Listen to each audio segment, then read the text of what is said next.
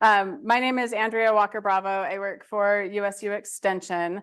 I am a faculty member, but I'm also on our statewide administrative team. So I have a small extension assignment doing teaching and outreach for extension, but most of the work that I do is working with our county offices statewide, whether that's mentoring our county directors, working on budget issues, relationships, evaluation, kind of whatever I'm asked to do that day. And one of the things that I've really worked on quite a bit since really the pandemic, I've seen a huge increase is conflict and kind of issues surrounding HR in our staff. So I was actually kind of voluntold to give this presentation. One of my coworkers was like, Andrea's great. She'll do a presentation on conflict. And I was like, oh, okay. I don't know what that means really. Like, but today is the first time I've done it. So I did the presentation earlier this morning. So you guys are the second time. With 45 minutes, I'm going to give you kind of a high overview of conflict and hopefully some strategies around embracing conflict. But I can tell you, I could probably talk for 6+ hours on this. So I hope that you'll get some good nuggets out of it and some things that you can use. I also am totally fine with interaction and conversation during this. I'd rather, kind of hear from you guys than be the one speaking up here the whole time. So again, my motto recently has really been embracing conflict. There's actually a lot of value in conflict, and conflict is what helps us progress and move forward. But how does conflict make you guys feel when you hear the word conflict? Okay. It's interesting is most of us have, when I watch the room, most of us have a physical response. People are like, ugh, conflict, right? It doesn't make you feel good, right? How many of you would say you avoid conflict? Okay, all right. Okay, yeah. A lot of us avoid conflict. Oops, how do I want to move that guy? Oh. How do I make this go up? You click on the dots. And then the hide floating meeting controls. Thank you. Perfect. Okay. That was helpful, you guys. I was like, I don't know how to make that go. Yeah, good job. Good job. Okay, so here are some synonyms for conflict, right? And as you're reading through these, you're probably still having a lot of those feelings like disagreement, dispute, quarrel, discord, strife, clash, differ, squabble, contention, contrasting, right? These are all kind of conflict-related words, obviously. But I do want to point out that not all of these are terrible, right? Which one of these do you feel like, no, those are good words? Differ, right? We should differ, right? We all differ in this room, and we all have different opinions and different views on things, and that's not a bad thing. Contrasting, same thing, right? That's not a bad thing. That's what moves us forward. Disagreement, right? A lot of times, we look at disagreements. Oh, I had a disagreement. Ooh. But if we don't have disagreements, how are we ever going to come to consensus, move forward with things? If we didn't have, some of these definitely are negative, like clash, quarrel, discord. It's really in the approach, right? In the situation around it. But if we didn't have these things, we would end up status quo and we would never move forward, right? So I would like us to really consider thinking about that conflict is not that bad and reframing how we approach conflict and how we view it so that it doesn't become this physical response of conflict and more like, all right, we got this. And that's where I've been trying to go. So come on in. Whoops. Now I got to click on this and do that. There we go. So I did put up here Merriam-Webster's definition. And there's the noun and the verb, right? And the noun is competing or opposing actions of incompatibilities. Like that sounds rough, right? Incompatible. It's not changing. Mental struggle resulting from incompatible or opposing needs, drives, wishes, internal demands. The opposition of person or forces that give rise to dramatic action in fiction. So those seems rough, right? But then when I look at it as a verb, to be different, opposed, or contradictory. To fail to be in agreement or accord. I like it as a verb. Like conflict as a verb feels good to me. Conflict as a noun feels like, oof, like incompatible, that's tough. But as a verb, we can be different and we can be opposed to things and we can be contrary. And that's what helps us move forward. And as a quick aside, as I was pulling in this information, I thought, wow, this is really interesting. How many of you are readers, read fiction? Any writers in here? Does anybody write? Oh, awesome. Yeah. So Allison, what is like the number one thing when writing fiction? What do you need? You need some sort of interaction that Okay. causes conflict. Yeah, conflict, You need drama. right? Conflict and drama. So as I was looking for this and looking for some images, I was like, wow, there's like whole books written on how to write a good story and tell a good story. And it's conflict. Like we need a character, conflict, and change. Conflict and suspense. Strengthening your scene level plotting with 2 types of conflict. Conflict is what makes a good story when we're reading it, and it's really part of life.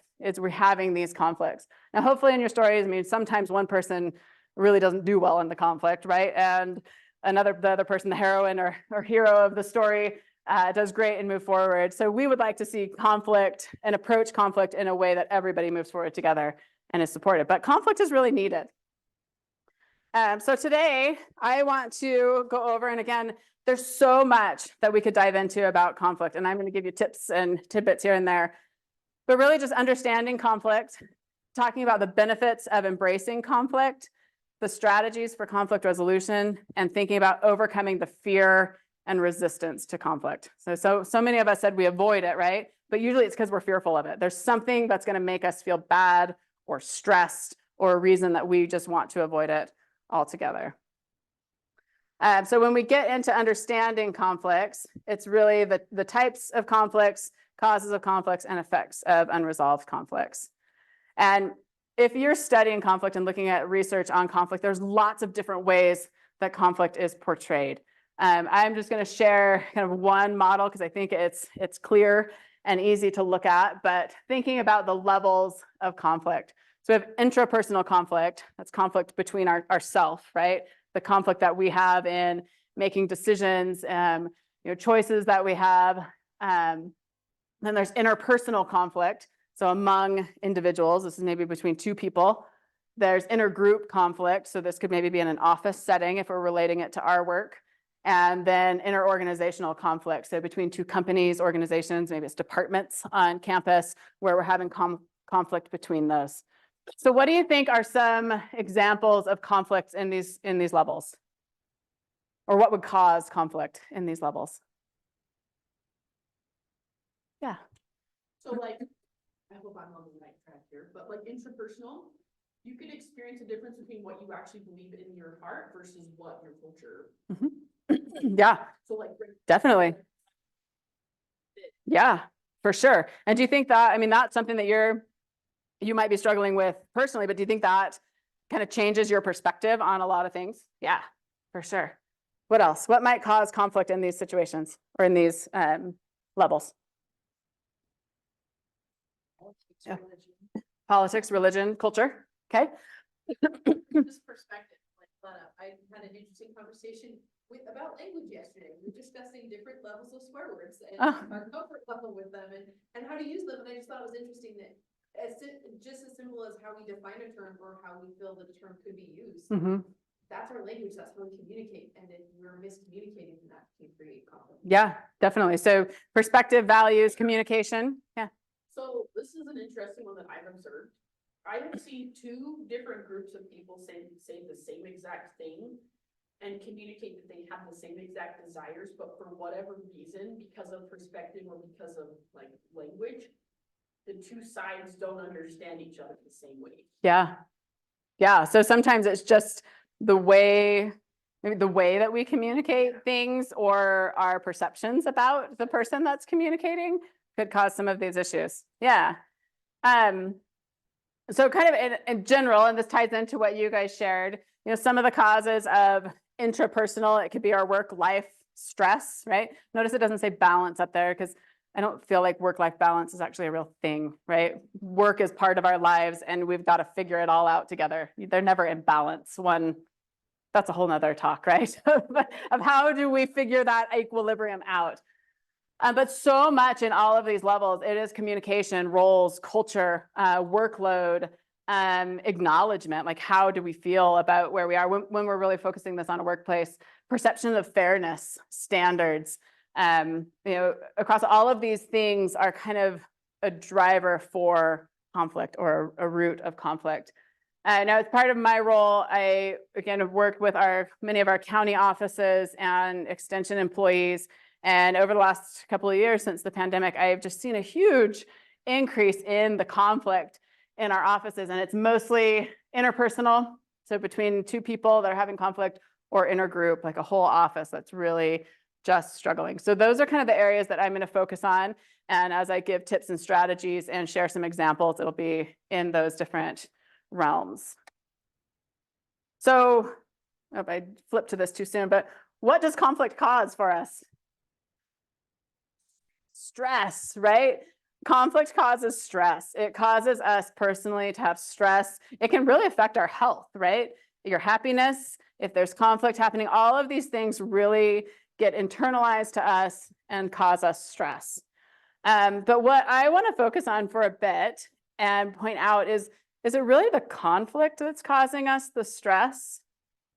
Or is it all of the things around the conflict, all of the kind of external noise around the conflict that's actually causing the stress? It's also pretty about how I'm judging myself because I'm being. Yep.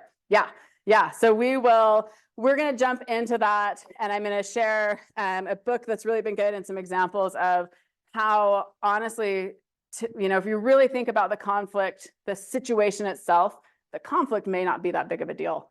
It's how we choose to either address it or not address it. The story that we make up surrounding that conflict, because we're human and that's what we do.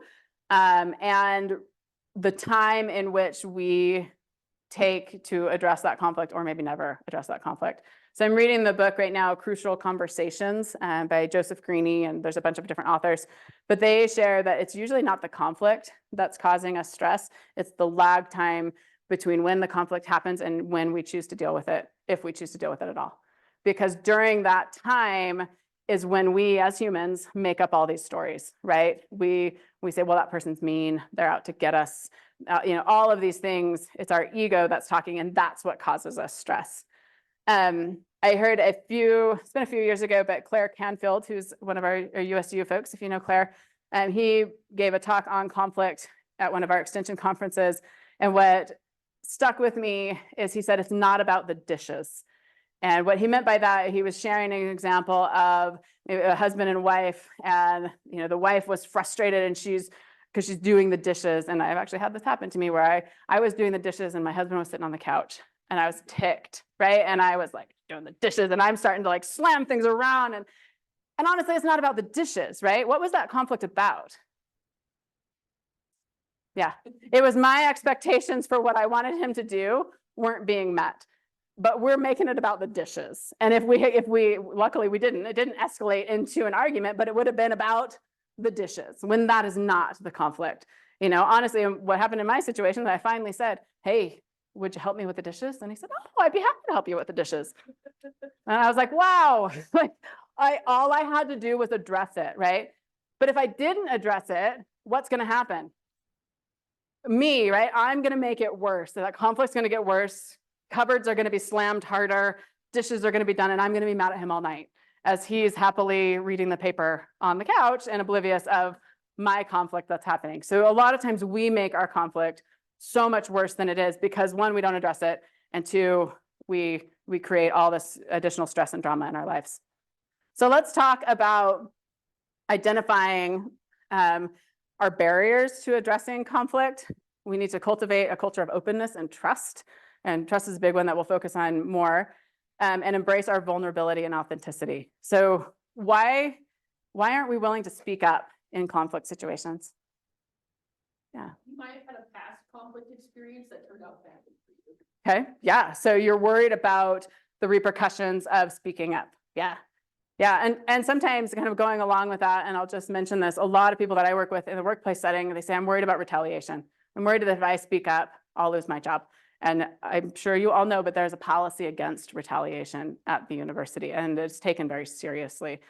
So if you are having a conflict and you take that to HR, you take that to your supervisors, that definitely should be and will be honored, that there should not be retaliation against you.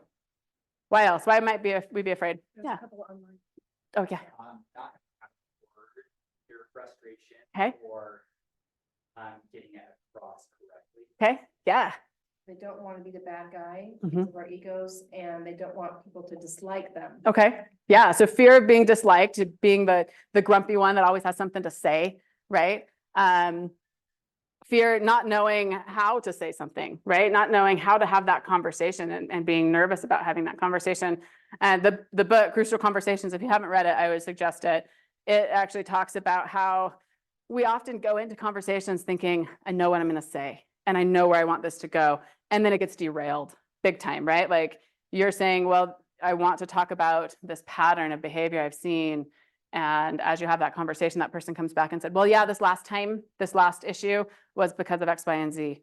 And they've totally derailed it. So when you walk away, you're like, wait a minute.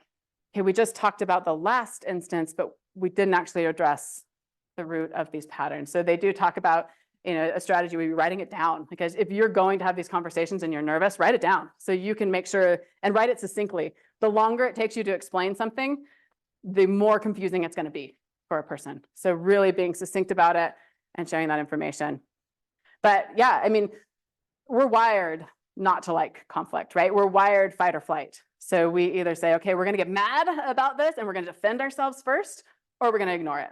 That's just the way our human bodies are wired. And so for us to have productive, healthy conflicts, we have to figure out, how do we get that middle ground? How do we resist yelling?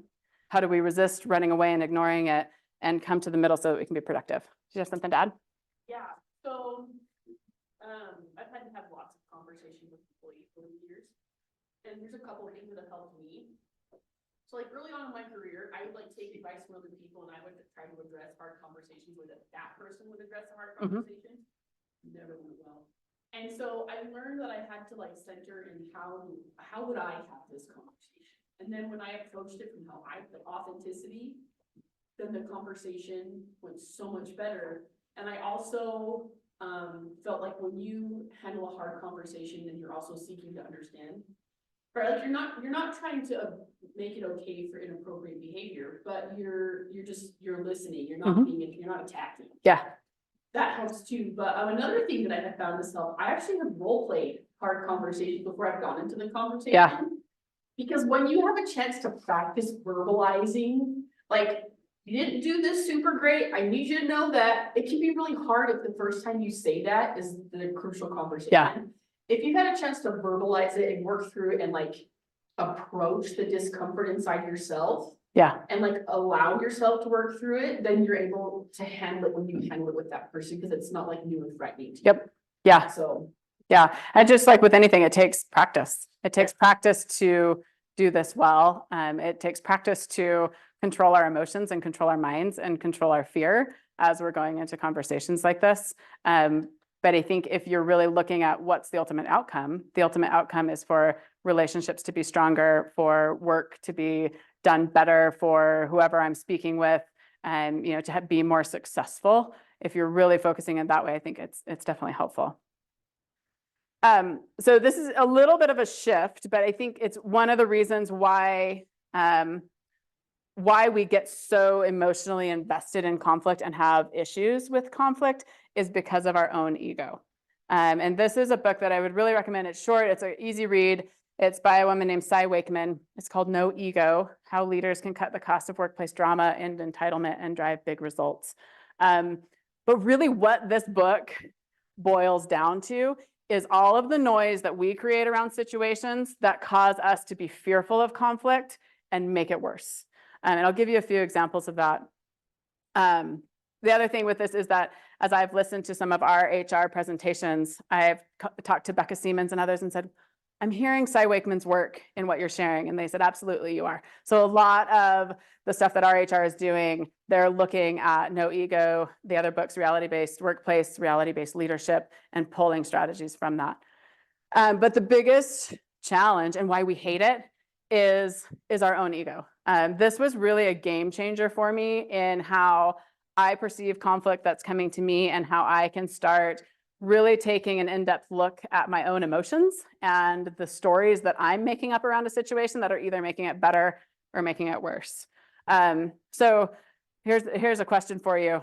If you get a phone call at 6 o'clock at night from your immediate supervisor, how does it make you feel?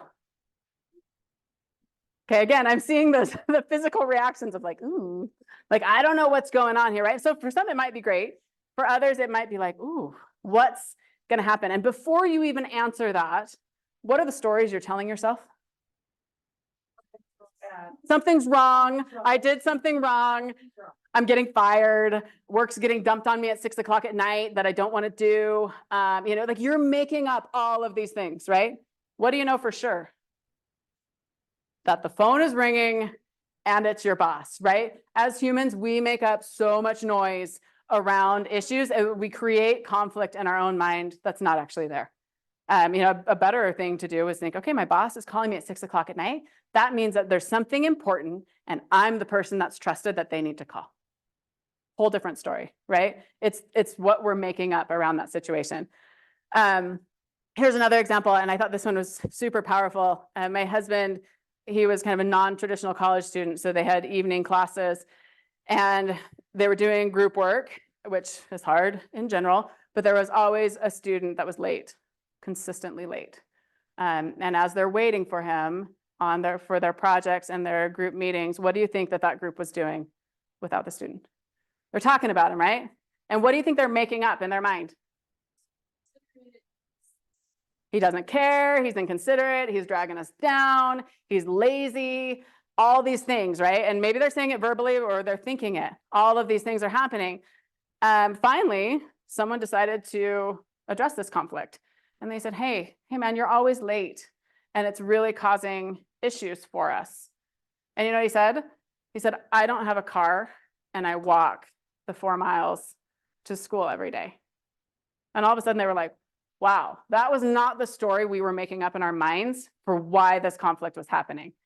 And so now from then on, someone picked the kid up on his way and the conflict was solved. So a lot of times we go into things negative rather than saying, how can we help? Like, obviously there's something that's challenging for you. How can we help? Like, is there something that we can do to make things better? In the book, I think it talks about, again, someone that was late to work every day because they were getting coffee and it was making everybody nuts, you know? And the person was like, but I really need my coffee in the morning. They're like, how can we help? Can we get a coffee maker for the office? Done. You know, like we can help solve these situations versus being upset and angry about someone, angry with someone all the time. Another example is, so my daughter is going to be a freshman soon and she's playing open gym for volleyball. And we have a neighbor who is a senior, and so she's always there. And there's a good age difference in them, so they're not buddies. They haven't interacted for a long time since they were really little. But she said, Mom, I go and I see Casey there every day and she never talks to me. I think she hates me. And I was like, oh, wow. That's interesting. And she's like, Mom, I would live next to her my whole life and she doesn't talk to me. She hates me.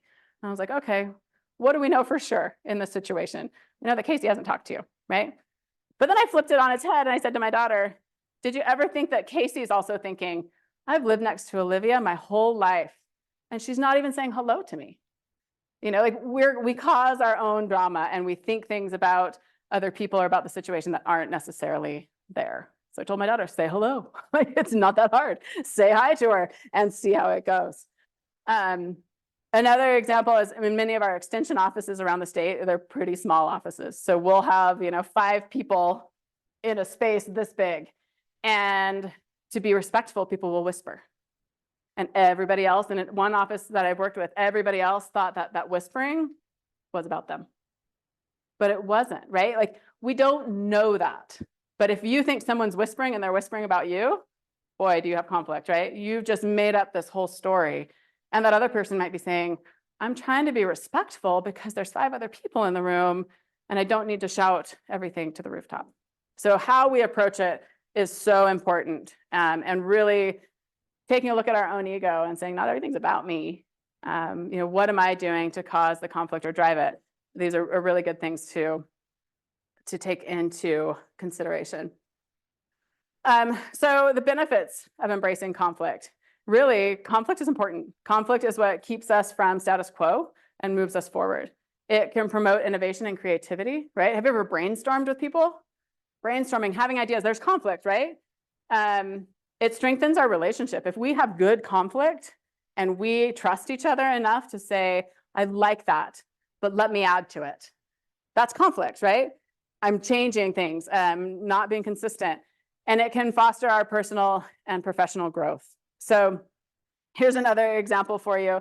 And this kind of gets into the weirdness of my life. My husband and I we like thrifting and junking, and we repurpose things a lot. So last year we bought an ambulance that we are going to repurpose into a camper, make like a camping mobile. And I think that when we get the license plate for it, I think it should say conflict. Because as I'm looking at that, I'm like, holy cow, like this is gonna be major conflict for us as a couple, right? Like how many of you done projects with others? It's hard, right? And my husband is super arts, language, culture brain, and I'm very math, science, process brain. So we conflict. Like he sees the bigger picture, and I'm like, I don't see that, but I can tell you how to cut the board and where this needs to go to build this. And we have really realized, and we've actually talked about it, is like this is going to be tough, but we need to respect each other and honor each other and recognize where we're coming from and recognize the strengths that we each have, so that when we have this conversation, it's not conflict, it's progress, right? Because I'm going to have ideas on how to do it, and I need to hear his final picture of it so that I can get him there, and vice versa.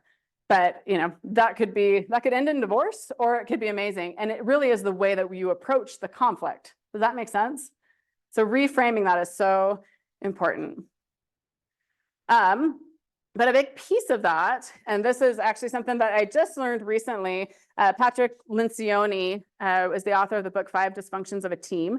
And he has conflict right in the pyramid for success, that he's saying if we don't have conflict, we never get to commitment, accountability, or results. So conflict is needed to drive results in teamwork, in partnerships, in whatever it is.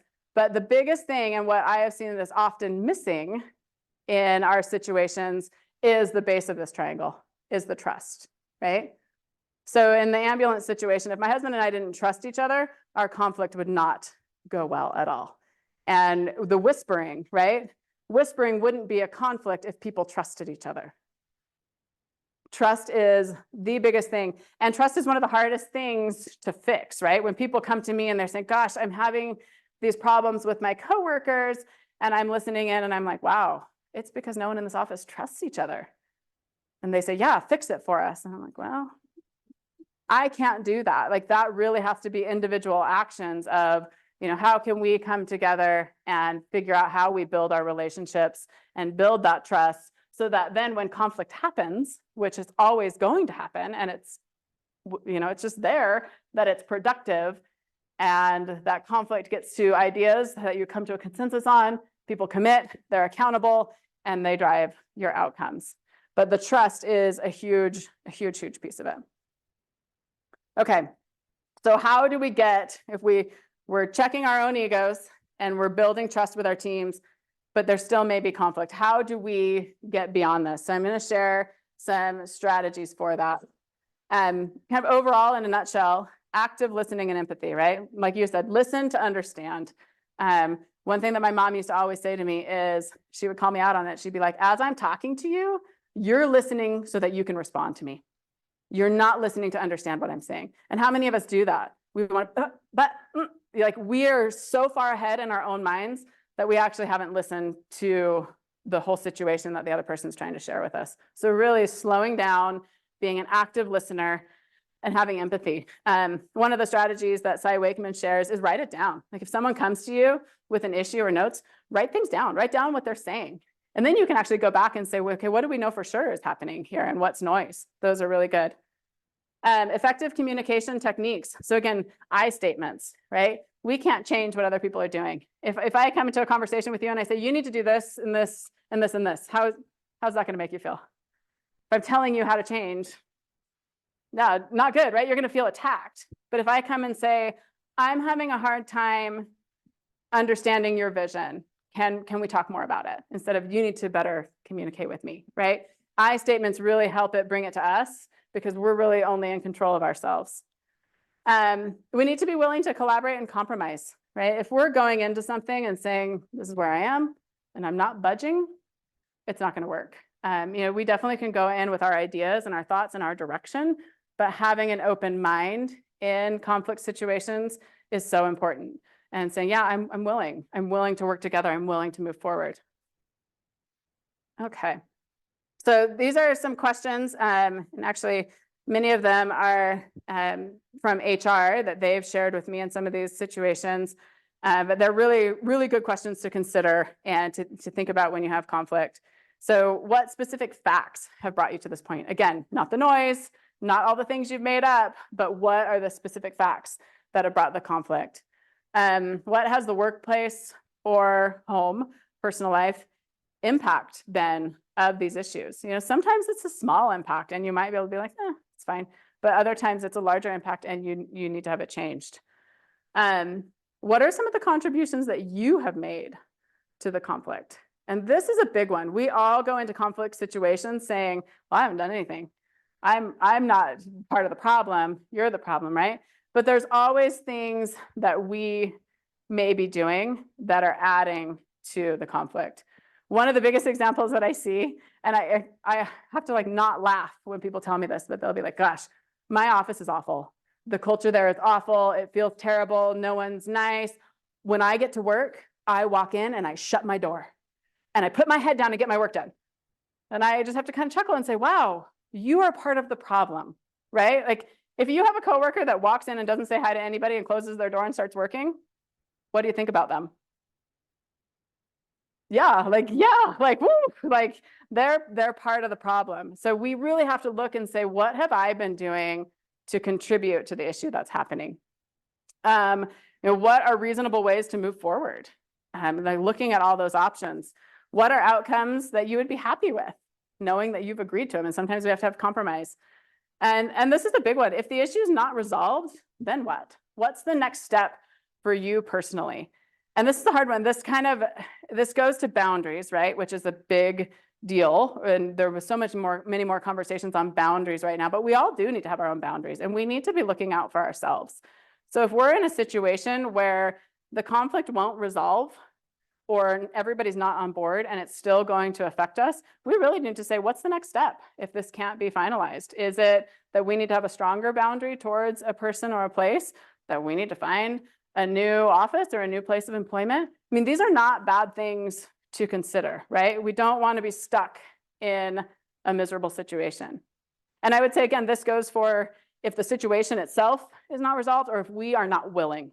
Maybe we are stuck and we're like, I'm just not going to do it. I'm done. I can't handle that person.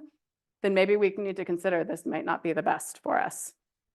So those are all good questions.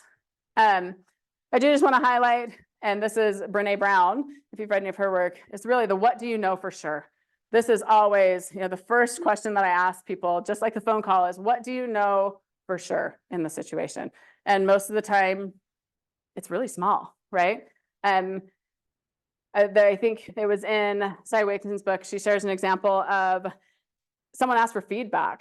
We're going to get feedback on these sessions.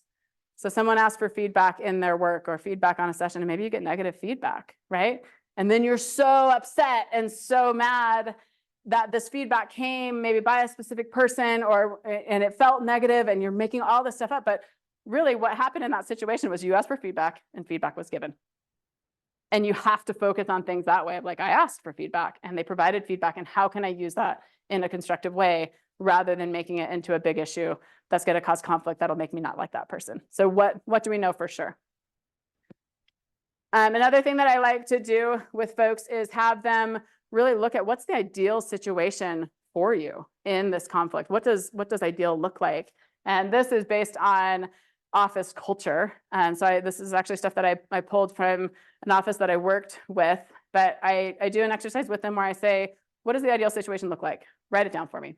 And here's some examples. It's inclusive, communicates well, has a clear understanding of roles and responsibilities. The office is clean and organized, all of these things. And it's really easy for people to do this. If I said to you right now, what can what can we do to make your life, your office better? You could probably list a whole bunch of things, right? But then when we ask this question, this is where everyone gets really quiet. So what are you willing to do to make that happen?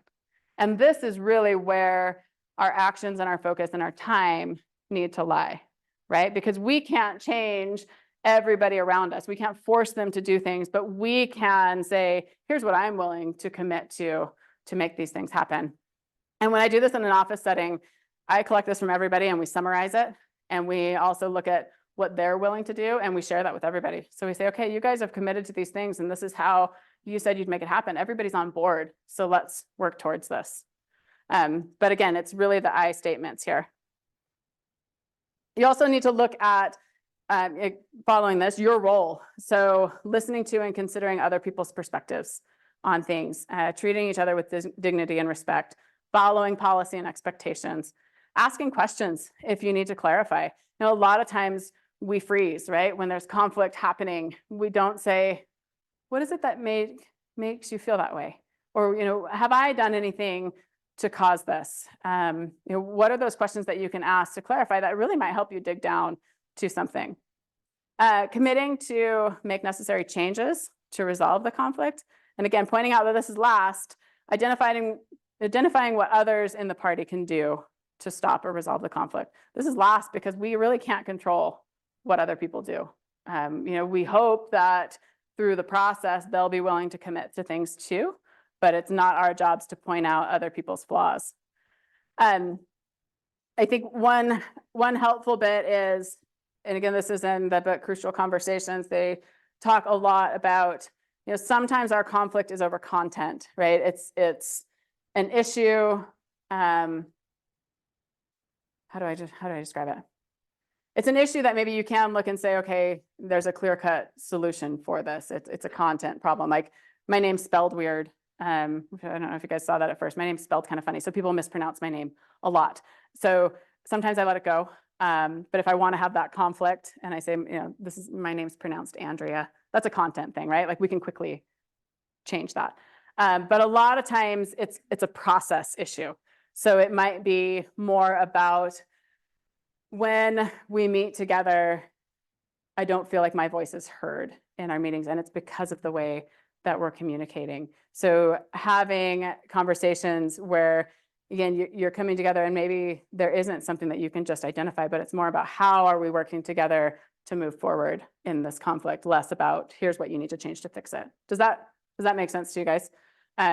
Someone in the last session asked a question about, they had volunteers, they're a volunteer coordinator, and they said a lot of times with the meetings with their volunteers, they felt like they never got a word in. Like these volunteers were really in there and ready to go and kind of enjoyed the conflict of like jumping in, telling her she's wrong.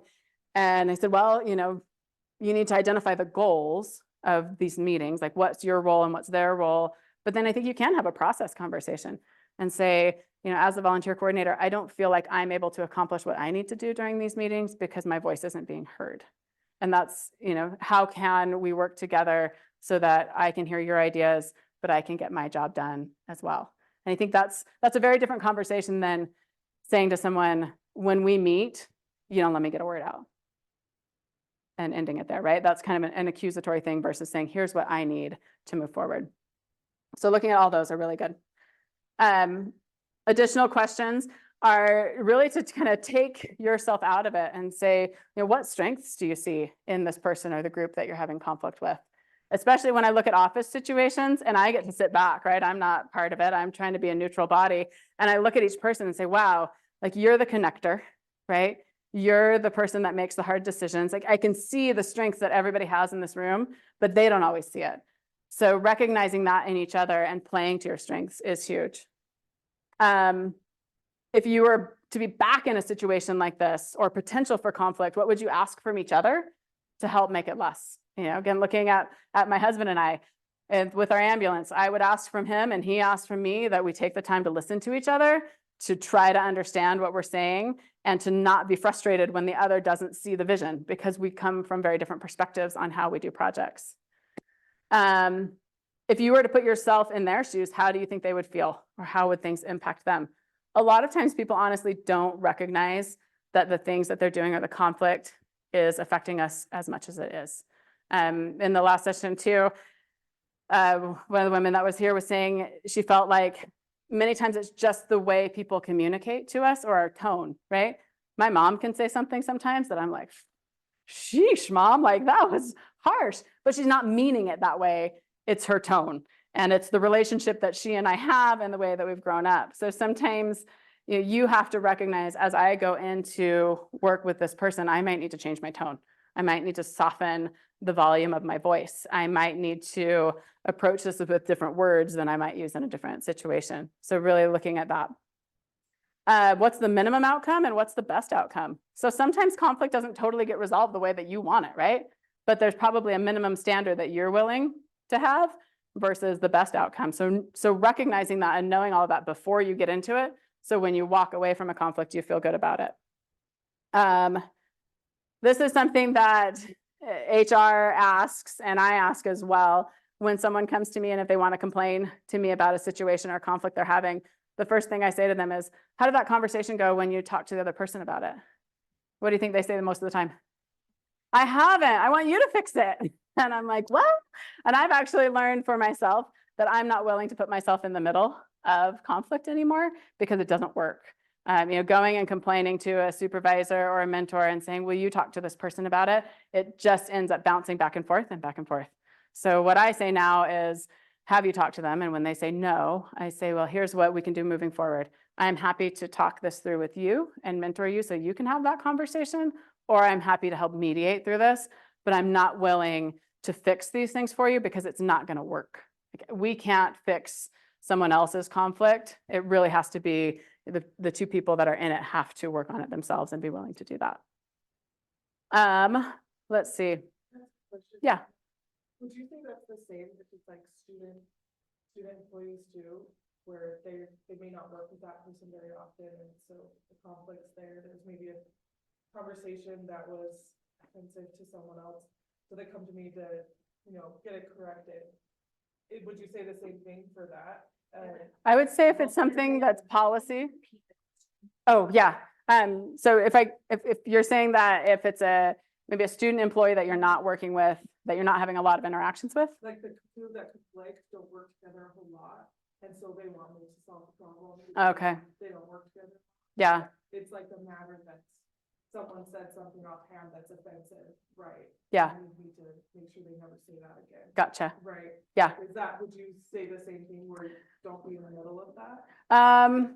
So the question is if there's maybe two student employees that don't work together a lot, but maybe there was something that was said that was offensive and one comes to the supervisor and asks for them to fix it. In that situation, I would say if they were comfortable addressing it, that's a tough one. If it's getting to discrimination and issues, with unsafe workplace or things like that, I feel like I would then step in, but I would make sure that that person was willing. So I would say, I'm happy to do this. Are you okay if I go talk to him? Because a lot of times people will come to you and they'll say, well, I just want you to know, but I don't want to be involved. I don't want to get them in trouble. I don't want to be the one that starts the conflict with the other person, right? So I think that I would probably try to say, okay, how can we resolve this together? Because, the longer it goes unaddressed, right? That lag time between addressing it, then all of a sudden you're like, well, that person's racist, that person's mean, like all of that conflict comes. So I think I would first say, yeah, are you comfortable addressing this yourself? And if you are, here's some strategies for it, but let me stay involved and understand this, because if it escalates, then obviously as a supervisor, we need to step in and ensure that we're creating safe spaces and respectful workplaces for our employees. So yeah, that's a little bit more of a hard one. So I think I would stay involved and let that person be involved as much as they needed to, Another strategy I've seen is if you're having those issues, then you're addressing it with everybody, right? You're saying, okay, there's an issue in here and we need to have a training on respectful workplace. And, maybe you have that conversation, but everybody hears the solutions to it or the way people should act. Does that help? Yeah. Okay. So just a few more slides here. Are we out of time? We're out of time, 11:15. Okay, just quickly, always assume positive intent. This is the biggest thing that I see as well. The whispering in offices, the way people give you a look, people's attitude as they walk into the office. If we treat every action, this is an HR, Becca Seaman says this all the time, and I love it. Always assume positive intent in our interactions. We're all human, we're all doing our best, but as soon as we start assuming negative intent, that's when we instantly have conflict, right? Assume positive intents. We're all trying our best. And I'll just remember that we're all part of Utah State University, right? We all have larger goals. If one of us succeeds, the rest of us are succeeding. So we want to support each other. We want to have the best offices possible. We want to support the mission and the goal of the university. And by having positive conflict, that is a way for us to move forward. One more slide here. I just want to end with what I call my 5 rules for success. I've kind of developed these over the past few years working with employees. But the first one is just be kind, right? Again, assume positive intent, be kind. We don't know what people are going through. Let's just be kind in our interactions. The second one is do your job. A lot of times conflicts arise because I'm trying to do your job or tell you how to do your job. We're all hired for a reason. We should support each other, right? We should collaborate and we should be good, have good employee relationships, but we should also focus on doing our own job. Whatever that is, do it. I tell my kids this too. Your job is to be a student right now, a student and an athlete. You need to do your job. That's what you're working on. Communicate appropriately. So this is boundaries. This is conflict. This is transparency, all the things. A lot of times our issues are happening because people aren't communicating well. Where are you? What are you doing? How does that communication look? How do we communicate with each other? How do we prefer to be communicated to? Mind your own business. This is where a lot of the gossip comes in, right? Mind our own business, focus on our own jobs. And then the 5th one is just don't be a jerk, which kind of goes back to be kind, but you can do 2, 3, and 4 and still sometimes be a jerk. So thinking about those interactions and how we're working with other people. But yeah, so that's the end of my presentation. I hope this was a lot to share, I know, but I hope that it helps you kind of reframe the way you think about conflict, and maybe try to embrace it rather than having that physical reaction. Say, all right, let's do it. Let's get this. Let's do it in a healthy way so that we can all move forward together. So thank you.